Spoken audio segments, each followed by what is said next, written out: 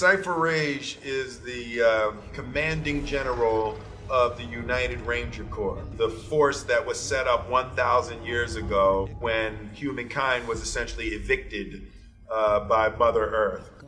The United Ranger Corps is the force that essentially defends and expands humanity. My character is a warrior who has led human beings against the war that broke out. In the movie, you're following Katai's story, but subliminally, you're following my story as well. Because at the end of the movie, Katai says, "Hey, Dad, look what I did," and he's all proud.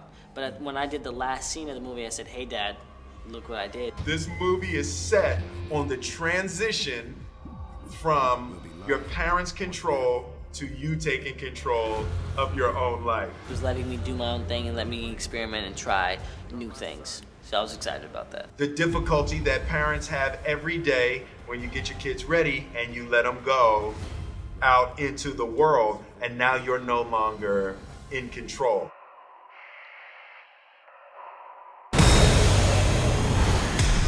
Looking for was a place that would look like this planet if 1,000 years we weren't here.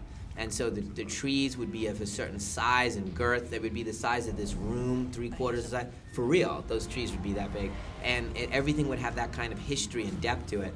And there's very few places on this planet that have that left. The big thing and the big survival concept that we both were surprised about is the amount of damage that human beings are doing to the earth. Everything has evolved to kill humans. Human beings have inhabited this new planet, and there's an alien species that doesn't like that we're here. So they created essentially a killing machine to hunt and kill humans based on the single common denominator held by all human beings, and that's fear. It has found you. It's an exciting ride that you came in, you're breathless, but also that the drama was there at a level that you could really sink your teeth into, that you could just get swept away by the humanity of it, that the emotion, that you could have a cathartic experience. Remember, danger is very real, but fear is a choice. If we are going to survive this, we fight. Katai!